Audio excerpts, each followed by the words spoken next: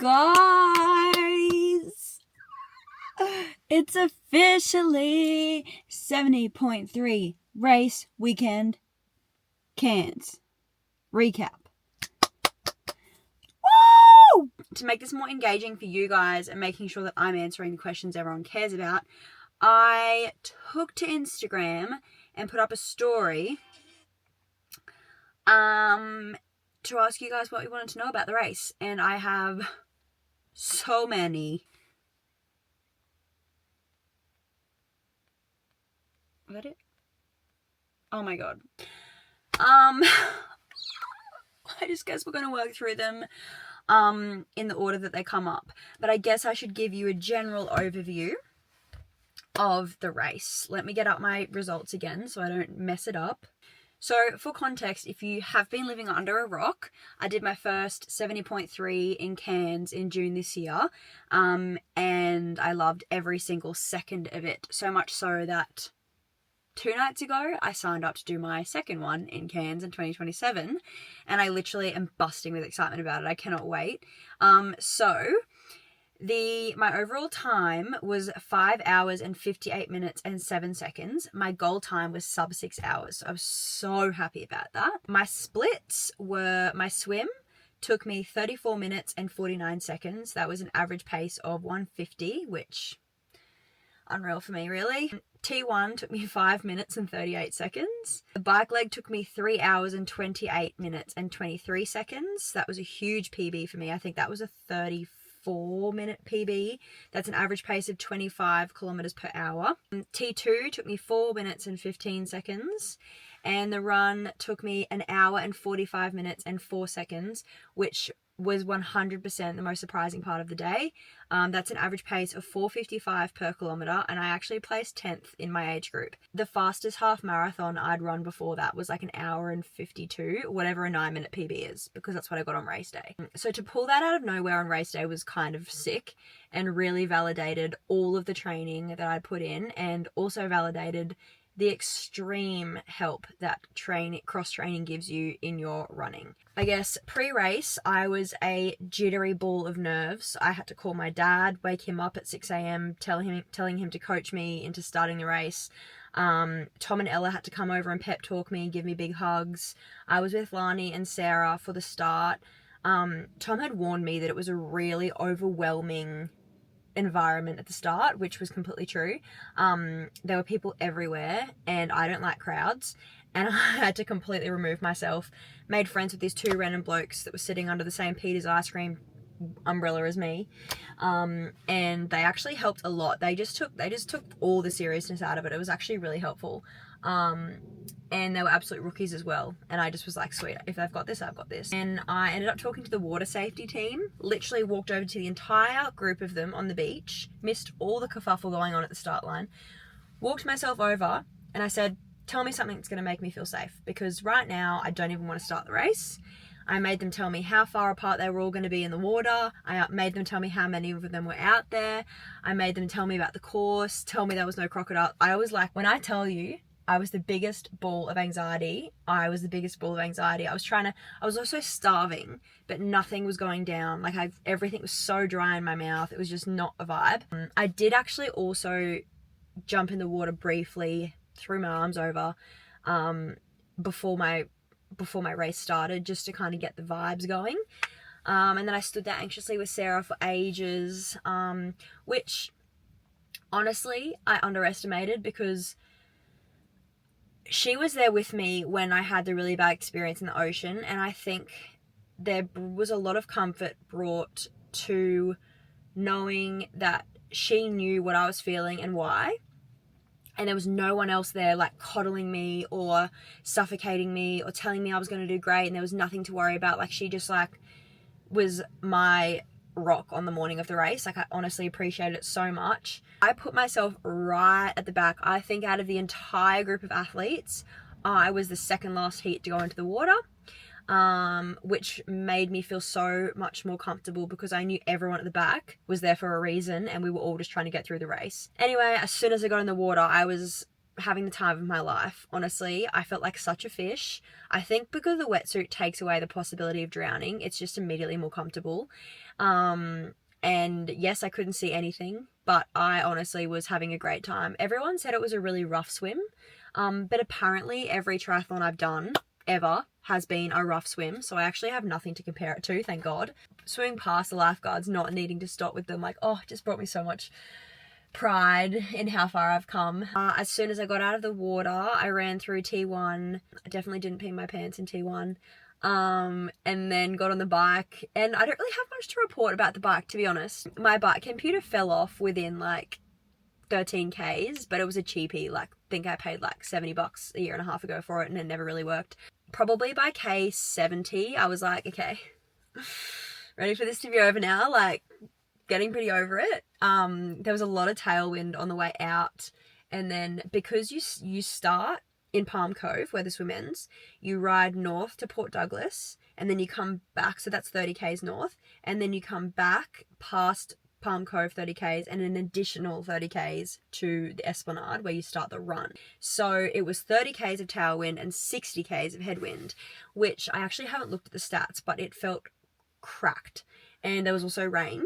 And at one point I had like my head down, my eyes closed, and I just was like, just like battling. Yapped to a lot of people, saw a lot of flat tires, a lot of broken bikes, a lot of lost nutrition, a lot of lost glasses. My nutrition was great.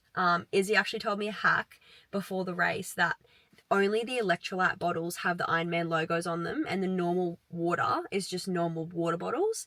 So she was like, if you want a souvenir, like, you need to get one of the electrolyte ones. And I was like, all right, noted. So I ended up ditching my half-finished lskd bottle of electrolytes just so I could get an electrolyte bottle from Ironman, because I can get another lskd one. And then I ditched my water for an Ironman water. I actually had nowhere near as much as I should have. To be honest, the night before, I put a bottle of water and filled it with 6 gels, a mix between normal and salt, and then an extra sachet of salt, and that was my carbs. And I also had a bottle of normal Morton carb mix, which I used for my last 2 tries.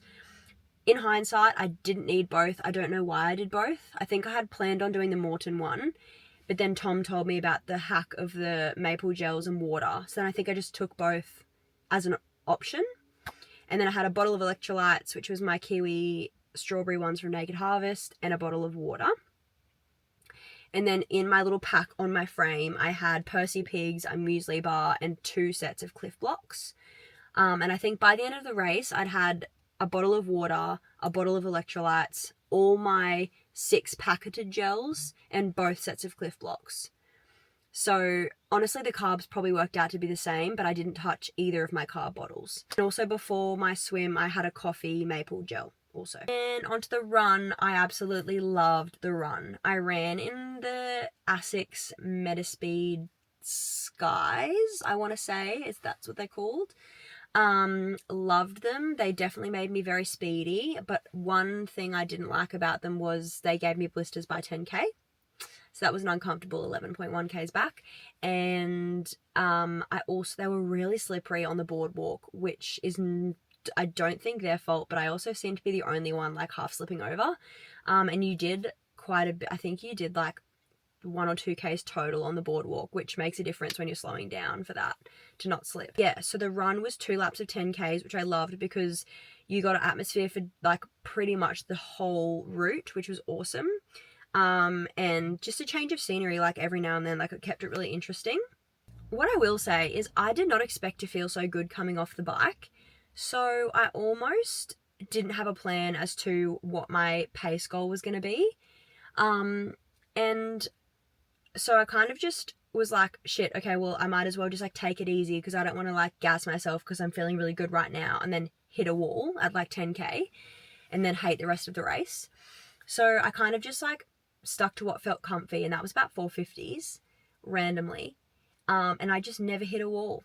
I also had a coffee gel in T2, coffee maple gel, and took 3 gels on the run. I think I did 2 normal, 1 salt every like 6-ish Ks, 6 or 7 Ks.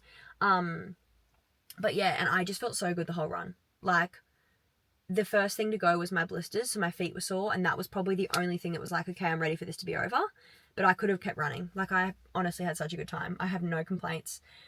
And then running down the finishing chute, I'm literally getting goosebumps. Running down the finishing chute, I think because I wasn't so ready to be there, it wasn't as like, oh my God, thank God it's over. Oh my God, I finally made it. Like, it wasn't as profound as I expected it to be, because I was like, wow, like, okay, I'm about to say that wasn't as hard as I think it was going to be, but like, it was obviously hard, but I think I was expecting to be like crawling to the finish line by the end.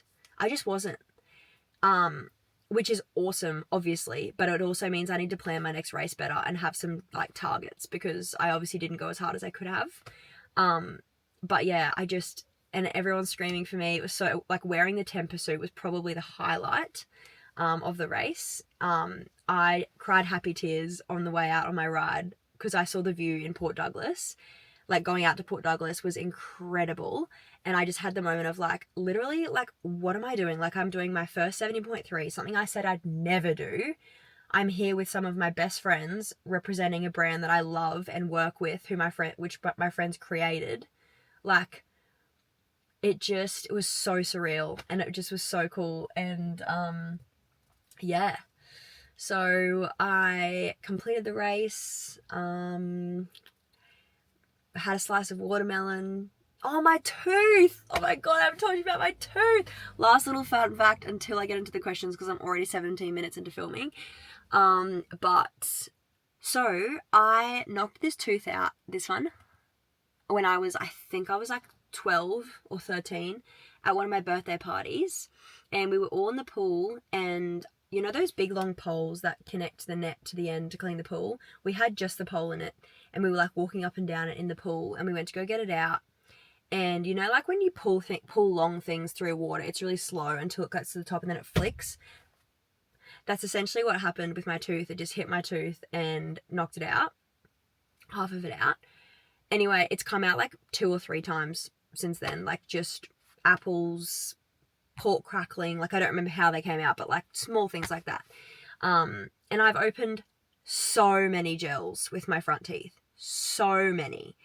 And I don't know what it was about race day, but I just ripped it off, and I thought it was extra plastic in my mouth, and I spat it out.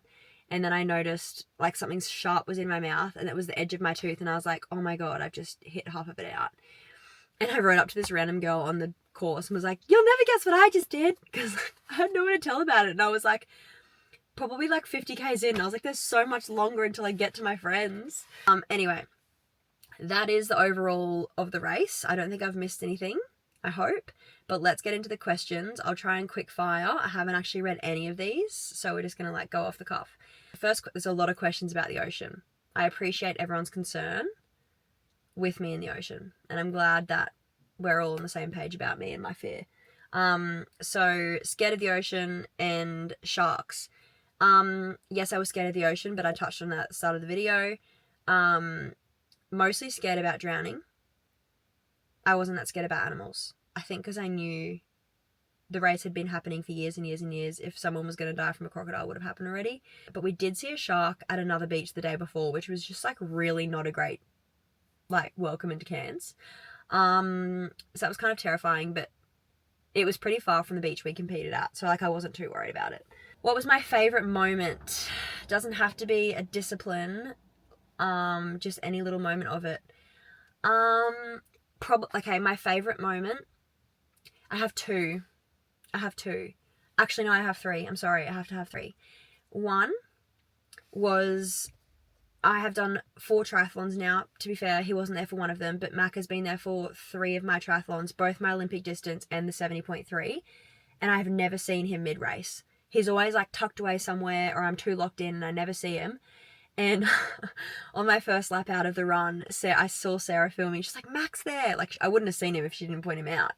But I like ran past. There's actually a video of it. I'll see if I can put it here. But I initially ran past him, and I had registered that she'd said that. And so I turned around, I'm like, Mac? And I'm like looking back, and he waved. And I was like, I love you. Which is so corny, but like you're mid-race, you're like, whatever. Nothing matters. So that was really nice to see him mid-race for the first time. And the second moment was racing in the tempr suit, like just the complete surreal feeling and the overwhelming sense of gratitude I got wearing that suit, being one of the, how many people were out there? 7 of us on the day, like just felt so honored to be part of that team, and I felt so freaking cool. Also, 3 people mid-ride were like, are you from Team Tempr? I was like, yeah, I am. Nice to meet ya. And the third moment was when Tom, on my first lap out of the run, I hadn't seen him yet. He'd already finished the race. I think he was staying there with his parents. And he had cheered me on the way out. And as I came back, he jumped into the course with me and was like running along beside me. And he was like, I'm so fucking proud of you. And I literally was like, because like he was just someone I followed on TikTok for ages. Then he was my coach for my he was my coach for my second triathlon. And then he asked me to be an ambassador with Tempr, and then he trained me through my entire 70.3 block with Tempr. And then I was racing. Like, I think just all the moments that led up to that was just like, oh my God. And like making him proud was so sick, because like he's Tom Franks. He's a freaking legend in the sport, but also like just such a good mate. And yeah, it was just an awesome moment. Like, it was so sick. How did I get over my swim anxiousness? This is a really good question. When I called Dad, he's really good at kind of almost oversimplifying things to how simple they are. Like, it's just an ocean swim. It's just an ocean swim. Like, he kind of was like, you've got this, you've done it before, you know you've gotten through it before, you know you will get through it today. Like, deep breaths, like, there's nothing scary out there, there's nothing to be worried about. Like, it's kind of like, when you say to someone like, oh, I'm really upset, and someone's like, don't be, and you're like, thanks, Scoop, like, sweet, good advice. But it was almost like him just being like, what are you worried about? I kind of was like, fuck, like, you're right. Like, look how many people around me are about to do the same thing as me. I've done this before. It's kind of just like almost gaslighting yourself into being like so overly confident. Like, I think that's how I got over it. What helped for me was just like simplifying it, really dumbing it down. All I had to do was swim freestyle for 1900 meters, and then I was done. My favorite leg in general, it's actually so hard. Probably the swim, because I knew how much I'd overcome doing it. I think that made that leg the best. Were there any moments in the race where you struggled mentally, and if so, which part of the race? Probably like the last 20 k's of the bike. I was like, this is such a big ask. Like, because all my rides up until then during training, I'd always gotten off for like a snack or to pee or to have a rest or have water. So I think I definitely wasn't practiced enough of doing the whole distance at once. What is something you were expecting to be harder than it actually was, training and race? Definitely the run. I think I knew, like, I don't think my runs off the bike ever got longer than 5Ks in the training, and obviously on race day it's 21.1Ks, and I think I was like, shit, I've never done more than 5, and that's usually hard. Like, how the hell am I going to do 21.1? So that was like the most surprising part. I was like, wow, I just loved every second of that. Do you know how to change a tyre or fix bike issues if something happened? How did you learn? No, I didn't. I've actually do not do this, but I never rode with a bike fixing kit with me or a bike pump. I always just assumed I could call someone to come get me. Not a good idea, not safe, not smart. I will suggest, if you're trying to get into triathlons, 99 Bikes literally do education sessions, like in groups, of this exact thing, and like will teach you how to fix it, teach you what you need to take on every ride. Highly recommend that, and I will be improving on that because I do not know how to change it. If I've had flats before, I've taken them to 99 Bikes, but it's happened pre-ride, so I haven't had to do it mid-ride yet. Touch wood. Favorite nutrition brands for race day? Maple freaking Movement. I will die on this hill. Maple Movement has solved so many gut issues for me. I was a strict pure sport nutrition girly before, and I loved them until I started doing more endurance and intense training sessions and realized the harder they were and the longer they were, my stomach wasn't happy with them, especially in higher volumes. Maple Movement, I had like 6 gels, and on all my long rides I've had up to 12 gels each ride, and I've never had a stitch, which is unheard of for me. I'm also celiac, so my stomach is so sensitive. And there's like a heap of little random ingredients that are hidden in gels that actually do contain gluten and will give you a reaction if you're allergic. So watch out for that as well, because I learnt that the very hard way on a run once. But Maple Movement is just maple syrup. So across the board, good for everyone. And just, it's so easy to swear by, it's so reliable. And yeah, so that was the brand that I used. My electrolytes are from Naked Harvest, the strawberry kiwi, which are my favorite. Love the flavor, no notes. And I did switch them out, as I said, during the race for the electrolytes they provided.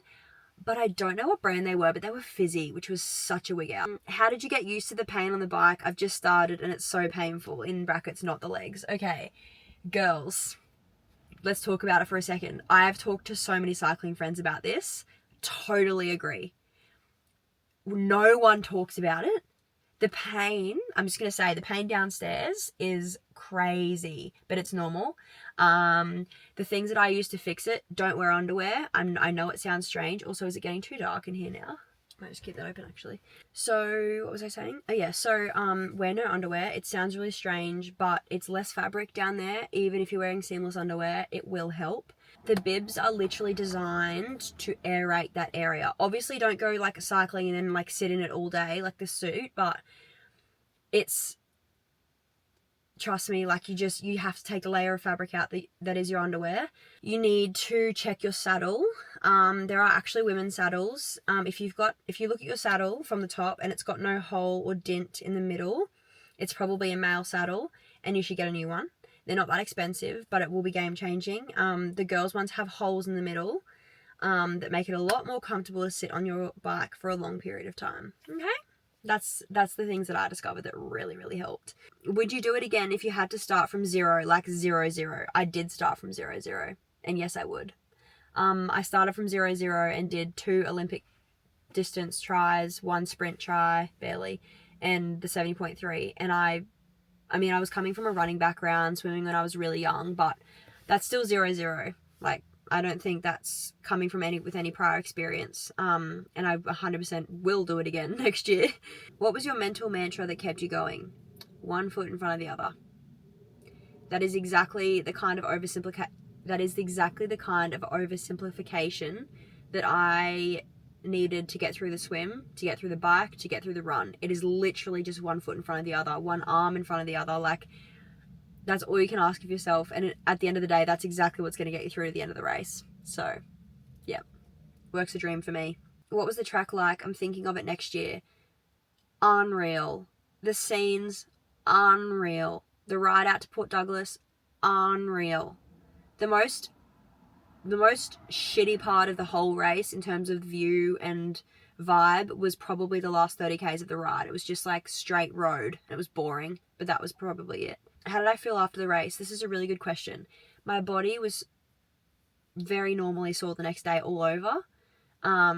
Nothing out of the ordinary, just what you would expect, really. Mentally though, while I was still in Cairns, I think because I was expecting to feel so much like more coming into the red carpet, I think I was expecting like, oh my God, it's over. Like, yes. Like, obviously I felt some element of that, but like to a much lesser extent. And I think one reason was because it wasn't as hard as I expected it to be. And it was almost like I didn't know how good my fitness was. So I didn't push myself as hard as I could have. So I kind of felt underwhelmed by my like effort within reason. Obviously, I'm very, very, very proud of myself for doing it. And it was still very hard. But do you know what I'm saying? And so that, paired with the fact that I'd already had the most top tier, unbelievable core memory weekend with the Tempr team, it was almost like the race was just the cherry on top. It wasn't like I'd just gone to Cairns by myself. I was waiting all weekend to do the race, and then I did the race, and that was the best moment of the whole weekend, and then I went home. It was like the whole weekend was a 10. Let's call it an 11 out of 10. And the race was just as good. Like, it was, so it kind of made it all... Anyway, if it makes sense, it makes sense. If it doesn't, it doesn't. And then I guess the days and weeks out of the race, I felt so lost. I felt like I don't have a purpose, as corny as it says. Like I can keep training, but it's kind of like, what for? Like, it can be for fitness, but that's not how I'm driven. I like to have something to like work towards. And I like to feel like I'm like contributing to something. So it's kind of hard to like wake up at 4 a.m. and ride outside in 10-degree weather. So that piece I've been struggling with, but I've just been turning up to the easier parts of my plan at the moment just to get the ball rolling. And that's been gym, my runs, because I'm doing the half marathon soon. I think I've been on 1 swim or 2 swims, which is obviously better than nothing. But yeah, I think I felt very like there's a massive come down after doing something like that, and I did not enjoy that part. This is a good one. At what point, if any, did the self-doubt start to kick in? Not once. Except for obviously at the start when I was like, am I even going to start this race? I'm so terrified. As soon as I'd started, not once did I have self-doubt that I couldn't do it. I think I knew I could. I think I have a very strongly rooted belief that anyone can do anything. It's just the speed that you train for. Which answers another person's question. I've lost it. But like, at what ability do you need to be able to do a 70.3? I think anyone can do one. It's the time that you train for to get faster, to do it well. Same like a high rocks, same like a half marathon, same like a marathon. Take as long as you need, but anyone can do it. Everyone's built to do it, honestly. Is a full Ironman ever on the cards for you? So many people have asked me this. I would say right now, no. I did say before the 70.3 that I would never, ever, ever, ever, ever do one. But naturally, going to a race day, watching everyone else do it, I was like, damn, that's inspiring. Also, the people you see across the finish line, I wouldn't pick them out at a shopping centre and say, you've done a full Ironman. But there they were, running. We were coming back from drinks, running. You know, the most average looking people. No one is out there looking like a shredded elite athlete. Like, it's actually crazy the people that you see doing full Ironmans. So that kind of was like, oh, maybe I can do one then. And I think I know that I've got it in me to do the race and finish the race, but it's the commitment to training that is seriously underestimated. And I just know, because I'm a perfectionist, if I'm committing to a training plan, it needs to be done perfectly. And missing a session is not in the question, but like it happens all the time. So I think I would need to know that I couldn't 100% commit to the training. And right now I know I can't do that. And that's what's putting me out. And a big portion of that is obviously my full-time job, and Mac lives on the Sunshine Coast. I spend a lot of time driving. And that, like, it's hard to comprehend, but like, that's sometimes 1 or 2 mornings a week I can't train, or 1 night a week I can't train, and that adds up so quickly. So yeah, it's probably being too time poor at the moment is making me not be able to do that. I think that's all the questions I'm going to answer. I've been filming for 46 minutes. This is going to be so fun to edit. I hope I answered your burning questions. I loved answering them. If you have any more questions, I guess you can leave them in the comments or like DM me or something. But yeah, what's next on the cards for me is a half marathon on the sunny coast in a few weeks. I'm going to try and PB there, but my training's been pretty slack since Cairns, so we'll see. And then I have nothing else booked in until Cairns next year, which will definitely change, but we'll see. Anyway, thank you as always for being here. I love you all so much, and I'll see you next week. Bye!